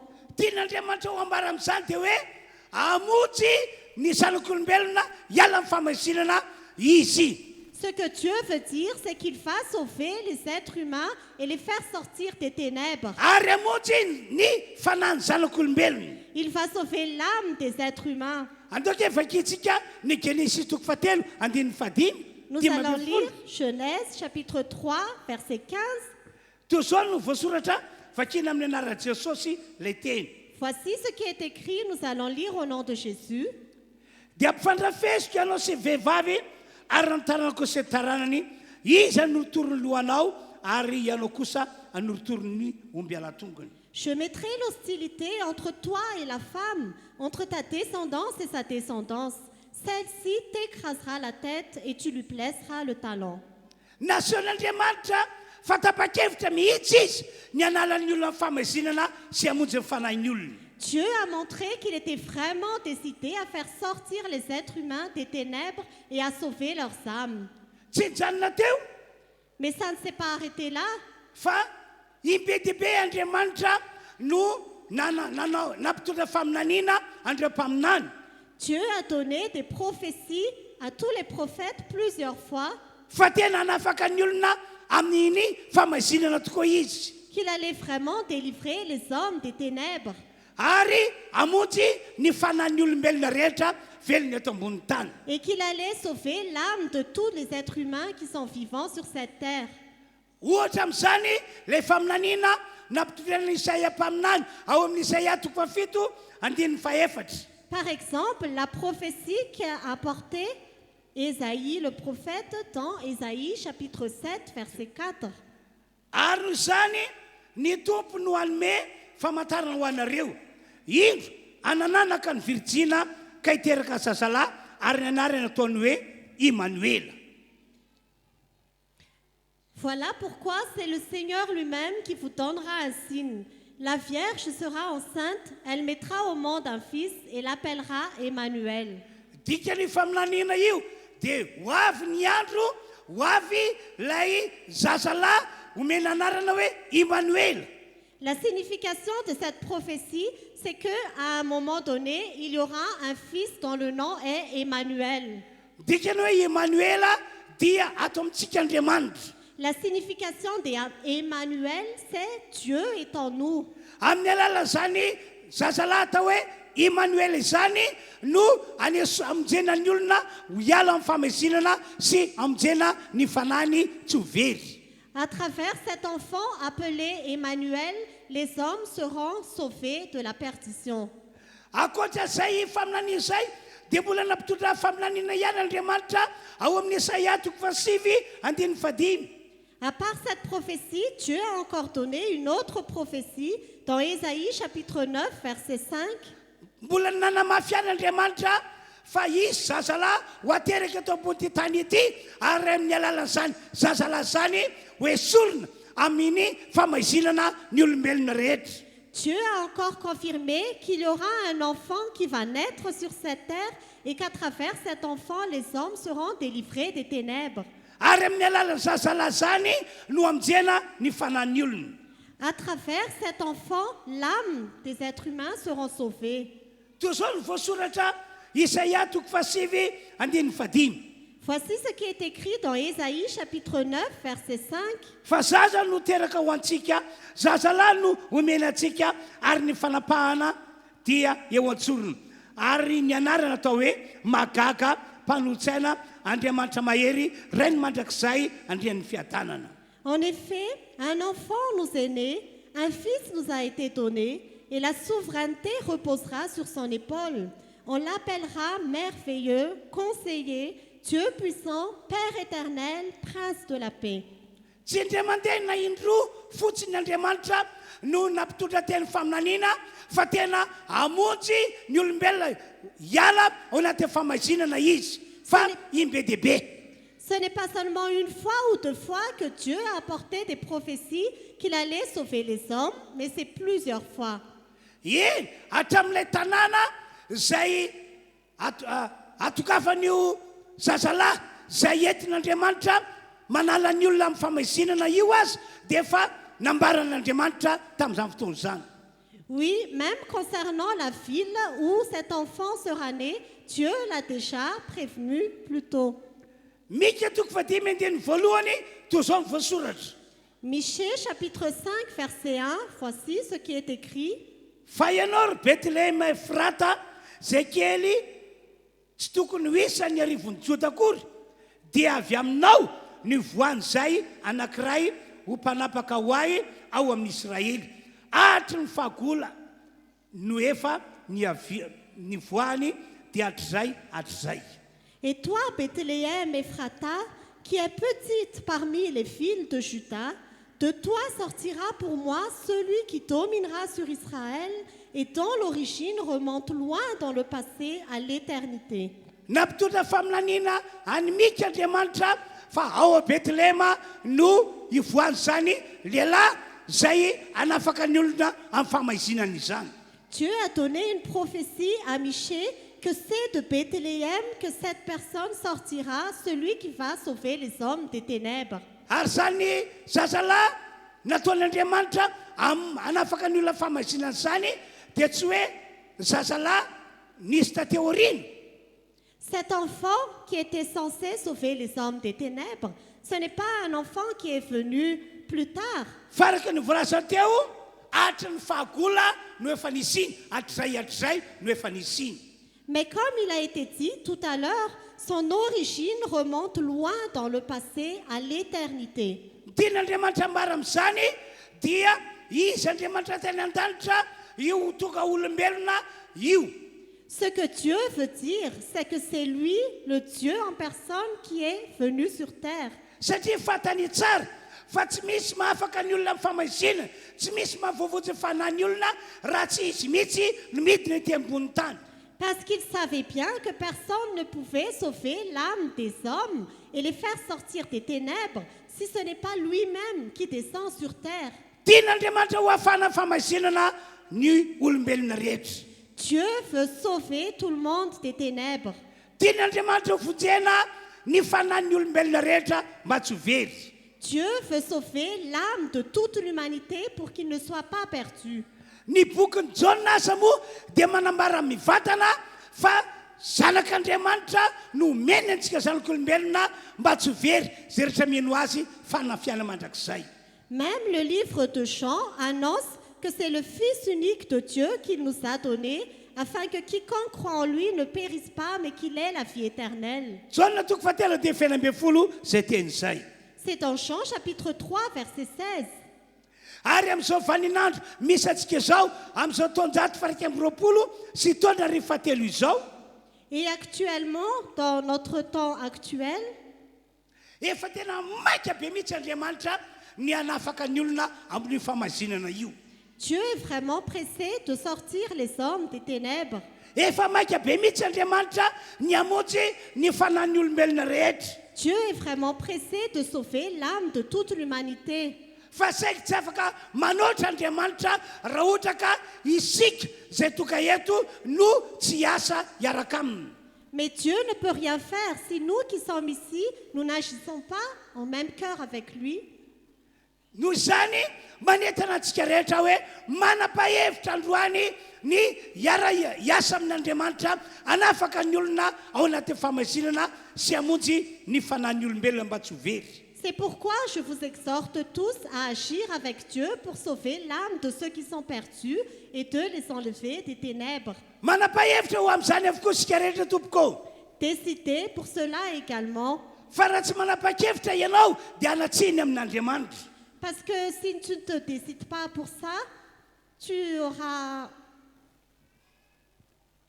Hanatsiny amin'Andriamanitra. Dieu ne va pas t'agréer. Hanatsiny amin'Andriamanitra tokoa ianao satria tsy misy olona hafa na hery hafa azon'Andriamanitra iankinana mba amonjena ny olona hialo anaty famasinana tsy misy afa-tsy isika zay efa manana an Jesosy. Tu auras tort devant Dieu parce qu'il n'y a personne d'autre sur qui Dieu pourra s'appuyer pour sauver les hommes, à part nous qui avons déjà Jésus. Zany indrindra no antony natoka Jesosy ny teny hoe ianareo ny fahazavana zao tontolo zao. C'est pour ça que Jésus a dit que c'est vous qui êtes la lumière du monde. Satria izao Jesosy ilay fahazavana efa noraisinareo ary mitoetra ao anatinareo. Parce que moi, Jésus, qui est la lumière, vous m'avez déjà reçu et je suis en vous. Koa raha mitsangana ianareo ary miseho ianareo dia ho hitan'ny olona ilay fahazavana eo aminareo. Et si vous vous levez et si vous vous montrez, les hommes verront la lumière qui est en vous. Ary amin'ny alalan'izay fitsakananareo izay dia hiala ao anaty famasinana ny olona. Et à travers cela, les hommes sortiront des ténèbres. Ahoana ho Isaia mpaminany eo amin'ny Isaia toko fahimpolo andininy fahatelo. Qu'est-ce que Ésaïe a dit dans Ésaïe chapitre 60 verset 3? Rehefa hita ilay fahazavanareo dia voasoratra amin'ny andininy fahatelo hoe anatona anareo ny anatona fahazavana ny firenena. Quand votre lumière apparaîtra, il est écrit au verset 3 que des nations marcheront à ta lumière. Eny, hatramin'ny mpanjaka aza dia napakevitra anatona ny fahazavanareo. Oui, même les rois marcheront à la clarté de ton aurore. Zany hoe no antony natoka Jesosy Kristy mielon'ny akariny ho any an-danitra dia namory andreo apôstôly sy ireo mpianana izy. C'est pour ça que Jésus-Christ a réuni tous les apôtres et les disciples avant d'aller au ciel. Nambara Jesosy tamin'izany fa izy tsy maintsy andeha ho any amin'ny rainy. Jésus a dit qu'il doit retourner vers son Père. Izy tsy maintsy verina any amin'ny rainy ka namboatra fitoerana ho antsika izay manana azy. Il doit retourner vers son Père et préparer une place pour nous qui sommes en lui. Ary mbola ho avy indray aho aorinan'izay ka hakanareo ka any amin'izay toerako no hitoeranareo. Et je reviendrai et je vous prendrai, et là où je suis, vous serez aussi. Fa mialoha zany rehetra zany dia ho Jesosy tamin'ireo apôstôly sy ireo mpianana. Mais avant tout ça, Jésus a dit aux apôtres et aux disciples, mandehana ianareo ka mitoriny filasan-tsara amin'ny olombelona rehetra. allez et prêchez la bonne nouvelle au monde entier. Ny filasan-tsara zay torianareo ho Jesosy no manafaka ny olona ao anatin'ny famasinana. C'est la bonne nouvelle que vous allez prêcher qui feront sortir les hommes des ténèbres. Ny filasan-tsara zay torianareo no amonjena ny fanan'ny olombelona mba tsy ho very. C'est à travers la bonne nouvelle que vous allez prêcher que les hommes seront sauvés. Ny filasan-tsara zay torianareo mantsy a iagalina herin'Andriamanitra miasa eo amin'ny olona izany. Parce que la bonne nouvelle que vous allez prêcher, c'est la puissance de Dieu qui agit sur les personnes. Ho antsika tonga eto, Pour nous qui sommes ici, mila mandray an'izay baiko izay isika. nous devons recevoir ce commandement. Satria ireo apôstôly rehefa nandeha an'izany baiko Jesosy zany avy hatrany dia nandeha tokoa ry zareo. Parce que quand les apôtres ont reçu ce commandement de Jésus, ils ont tout de suite marché. Hoy ny baiboly hoe nandeha teny tontolo eny ry zareo ka nitory ny filazantsara. La Bible dit qu'ils sont allés dans le monde entier, ils ont prêché la bonne nouvelle. Ary vokatra zany fitoriana ny filazantsara nataon'ireo apôstôly sy ireo mpianatra izany dia marobe ny olona afaka tamin'ny famasinana voavonjy ny fanahiny. Et le résultat de cela, quand les apôtres ont prêché la bonne nouvelle, plusieurs personnes ont été sauvées et sont sorties des ténèbres. Dia hoy aho hoe mila manapa-kevitra tahaka izany ihany koa isika amin'ity androandroany ity. Et je vous dis que nous aussi, nous devons nous engager comme cela aujourd'hui. Satria miaraka amintsika eto Jesosy ilay niona tamin'ireo apôstôly sy ireo mpianatra. Parce que Jésus est ici avec nous, celui-là même qui était avec les apôtres et les disciples. Ary ny teny nataon'i Jesosy tamin'ireo apôstôly sy ireo mpianatra mbola izany ihany no teny na ambarany amintsika rehetra tonga eto. Et ce que Jésus a dit aux apôtres et aux disciples, c'est aussi ce qu'il nous dit à nous tous qui sommes ici. Ka hoy aho hoe aza mangatakandro intsony manapa-hevitra isika rehetra andao hitory ny filazantsara. Aussi, je vous dis, ne prenez plus de délai, mais décidez aujourd'hui à prêcher la bonne nouvelle. Andao isika hiara-iasa amin'Andriamanitra hanafaka ny olona hiala amin'ny famasinana. Allons collaborer avec Dieu pour faire sortir les gens des ténèbres. Andao isika hiara-iasa amin'Andriamanitra mba hamonjy ny fanahin'ny olombelona mba tsy ho very. Allons collaborer avec Dieu pour sauver l'âme des êtres humains pour qu'ils ne soient pas perdus. Rehefa nandeha tokoa ireo apôstôly sy ireo mpianatra dia naomby ry zareo. Quand les apôtres et les disciples sont partis, ils ont vraiment réussi. Olona maro no voavonjy tamin'izany fotoana izany. Plusieurs personnes étaient sauvées en ce temps-là. Ary raha andeha ihany koa isika manomboka izao dia azo antoka fa olona marobe no voavonjy eto amin'ity firenena misy antsika ity. Et ici, nous allons aussi actuellement, c'est assuré qu'il y aura plusieurs personnes qui seront sauvées. Aza diny ihany koa fa zao no teny efa nataon'i Jesosy. N'oublie pas que Jésus a déjà dit ceci. Ho Jesosy tamin'ny Andriamanitra rainy. Jésus a dit à Dieu le Père. Voalaza zany amin'jaona toko fahavita ambin'ny folo andeha fahavalo ambin'ny folo. C'est écrit dans Jean chapitre 17, verset 18. Andriamanitra raiko Père, tahaka nandranao ahy no andrako andreto apôstôly sy reto mpianatra reto ho amin'ity zao tontolo zao ity. comme tu m'as envoyé dans le monde, je les ai moi aussi envoyés dans le monde. Dikan'izany rehetrarehetrany dia zao mila manapa-kevitra isika mandeha miasa ho an'Andriamanitra. Ce que ça veut dire, c'est que nous devons décider à nous engager à travailler pour Dieu. Rehefa tsy mandeha manafaka ny olona anatin'ny famasinana isika Quand nous ne marchons pas pour libérer les hommes des ténèbres, dia manome vahana ny devoly mba hanjaka eto amin'ity zao tontolo zao ity. nous donnons de la place au diable pour qu'il règne dans ce monde. Tsy mety amin'Andriamanitra nefa hoe isika manome malalaka devoly anao izay tiany ataony eto amin'ity zao tontolo zao ity. Mais cela ne convient pas à Dieu que nous laissons le diable faire ce qu'il veut dans ce monde. Ka dia veriko indray ilay fanetanana hoe manomboka androany andao sika rehetra hiara-iasa amin'Andriamanitra hanafaka ny olombelona hiala ao anatin'ny famasinana. Et je répète encore cette exhortation, allons tous collaborer avec Dieu et agir pour faire sortir les hommes des ténèbres. Andao sika rehetra tonga eto hanapa-kevitra ny hamonjy ny fanahin'ny olona mba tsy ho very. Allons nous décider à sauver l'âme des gens pour qu'ils ne soient pas perdus. andao ary isika rehetra hiteka mafan'Andriamanitra. Alors acclamons le Seigneur. Dia zao fantanina apetrako amintsika isam-batalolony. Voici la question que je vous pose. Efa henonao ny antso nataony Andriamanitra ho antsika rehetra. Tu as déjà entendu l'appel de Dieu, Fa milanao Andriamanitra. que Dieu a besoin de toi. Milanao Jesosy. Jésus a besoin de toi. Hoy izy hoe mitsakana miazava fa efa ho aminao le fahazavana. Il a dit, lève-toi et prie, car la lumière est déjà en toi. Ho Jesosy ianao no fahazavana zao tontolo zao. Jésus a dit, c'est toi qui es la lumière du monde. Andao nareo ataoko fitaovana anafaka ny olona amin'ny famazinana. Tu dois être un instrument pour enlever les gens des Andao ténèbres. nareo ataoko fitaovana hamonjy ny fanan'ny olombelona. Tu dois être un instrument pour sauver l'âme des perdus. Dia hoy aho hoe iza amintsika toka eto no tapa-kevitra fa tena anaika an'izany antson'Andriamanitra izany. Qui parmi nous est vraiment décidé à accepter cet appel de Dieu?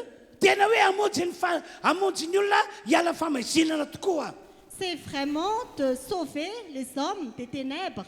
Tena hamonjy ny fanan'ny olona mba tsy ho very. C'est vraiment pour sauver l'âme des hommes pour qu'ils ne soient pas perdus. Aveloko nefa tsy mahita olona hafa Andriamanitra na mahita hery hafa azo ankina afany manatanteraka ny ao am-pony tsy misy afa-tsy isika tonga eto.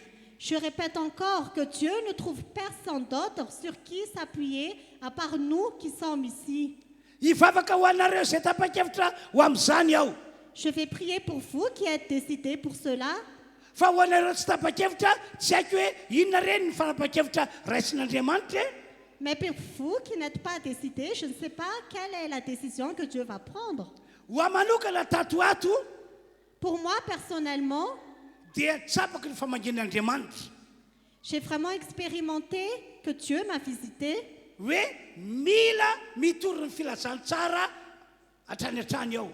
Que je dois continuer à prêcher la bonne nouvelle. Mila mandeha amin'ny toerana maro mba hitoro ny filazantsara ao.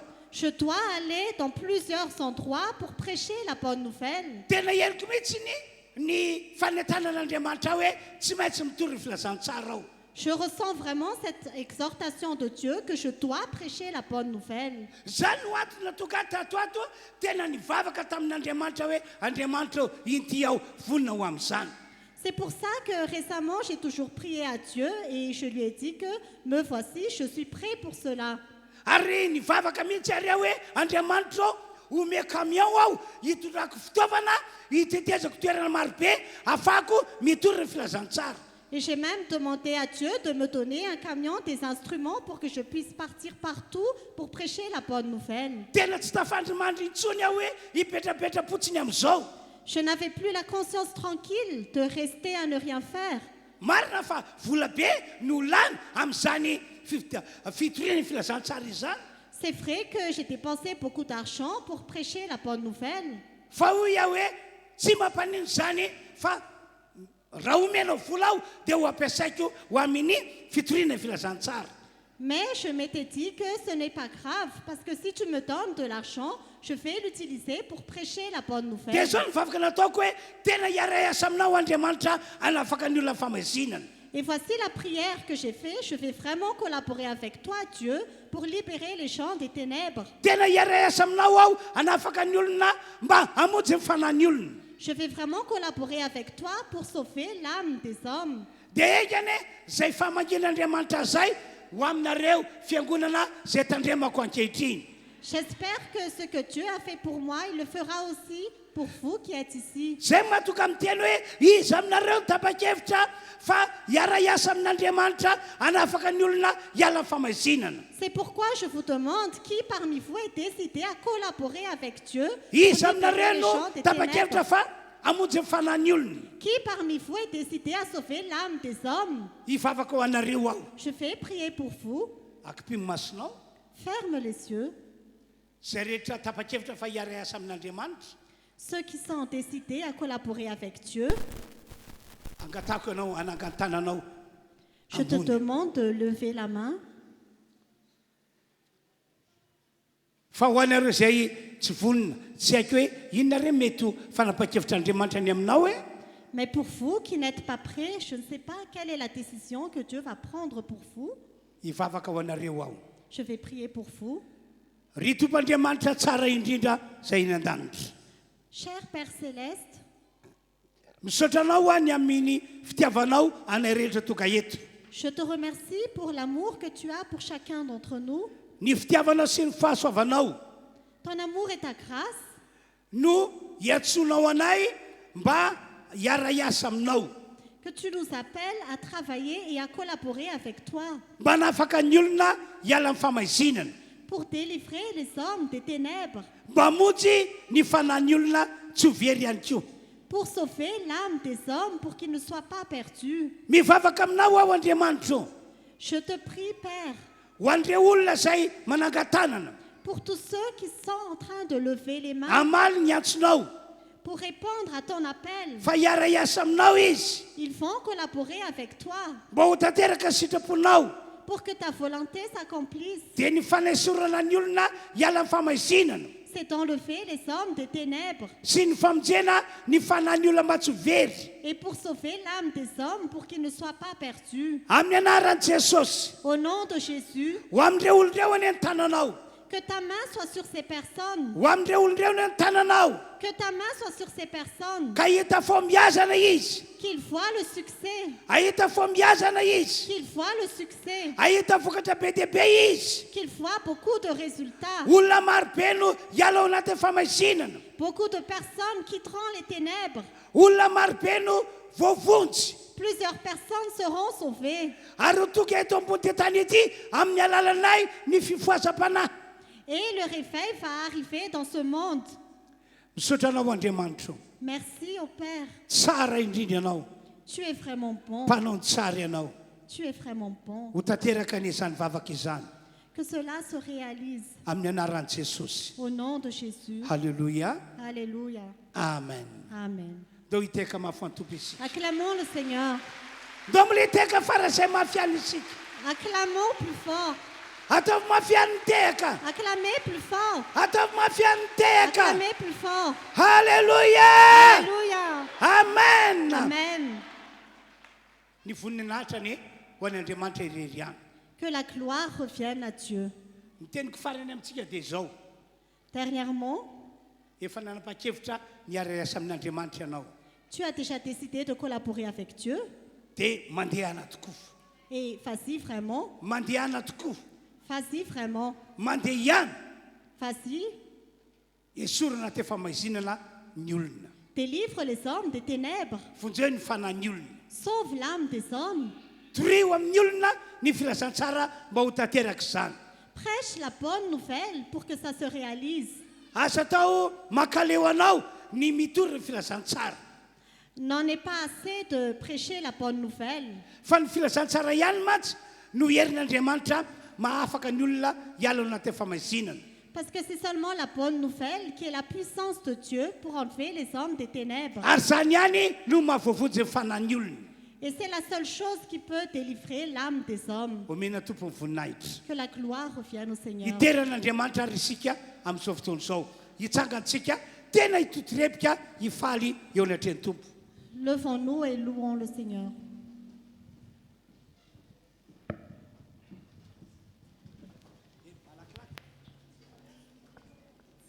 Dao asandratsika any amin'ny avy indrindra Jesosy satria mendrika anazy zany toerana izany.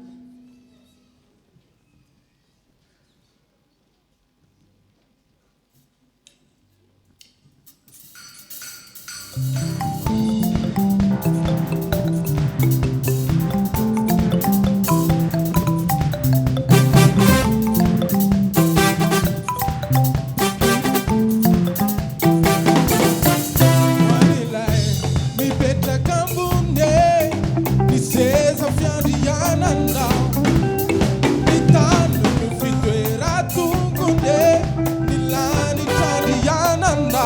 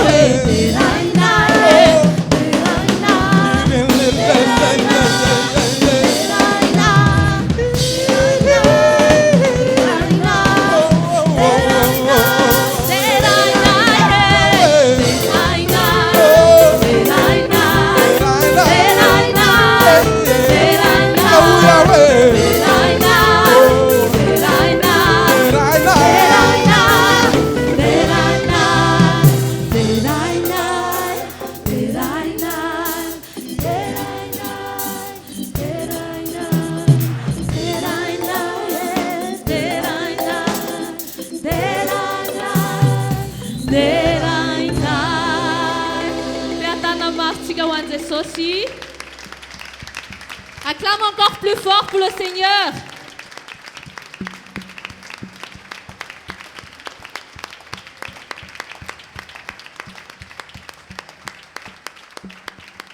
Samiary makatoeny avokoa sika rehetra.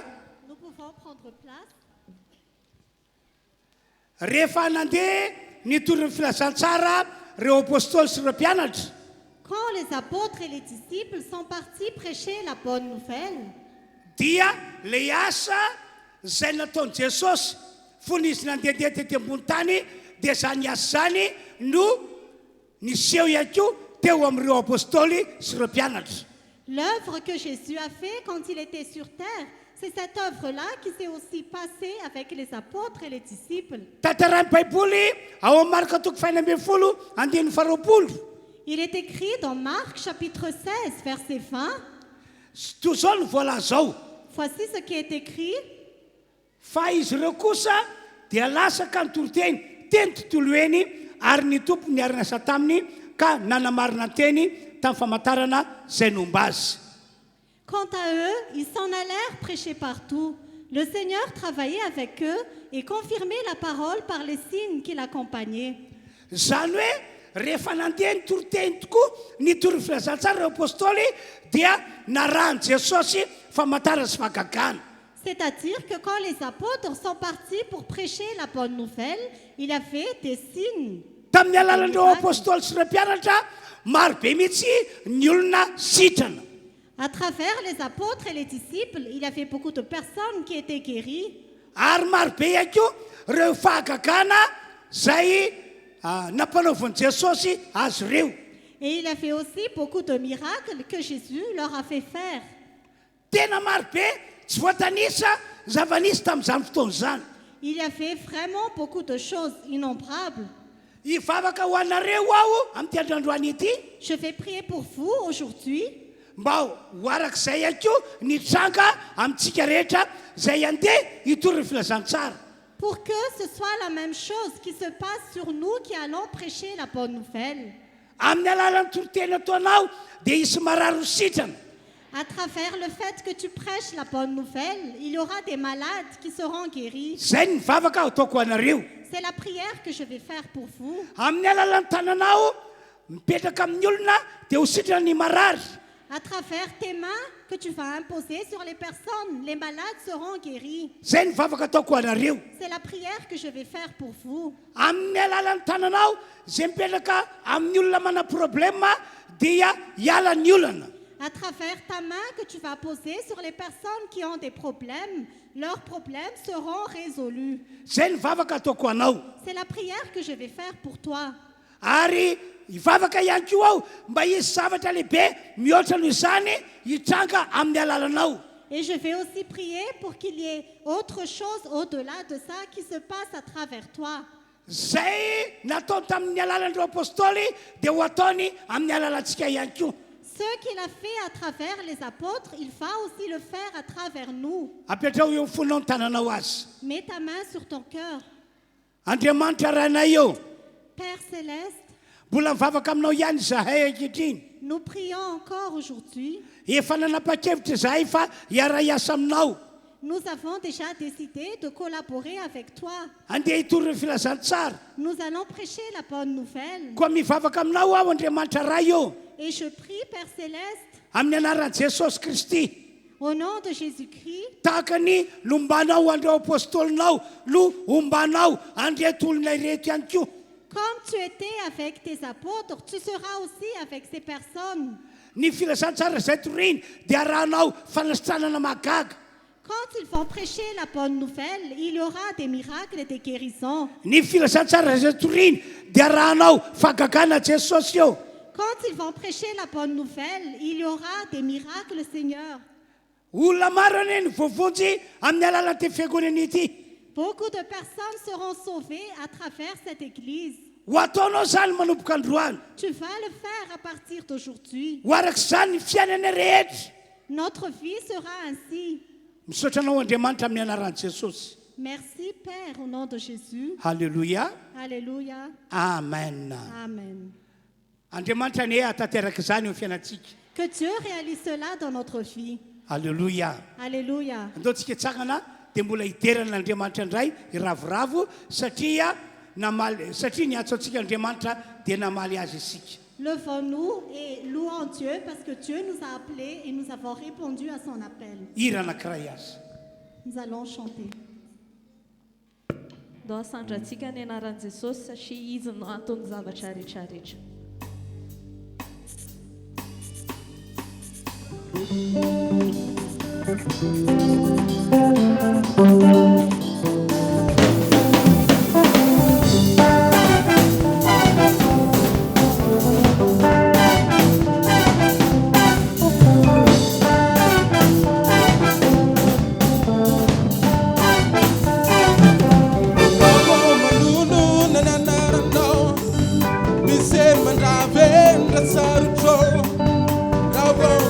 Faz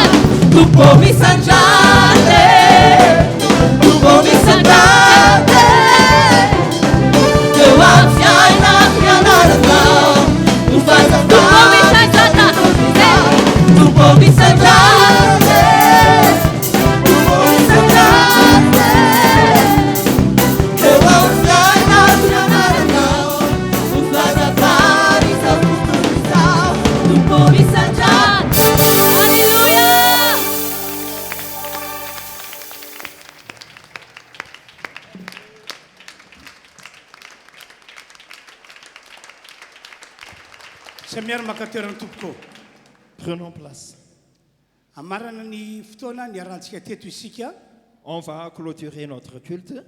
Misaotra n'Andriamanitra isika ny amin'ny fotoan'androany. Nous remercions le Seigneur pour ce culte.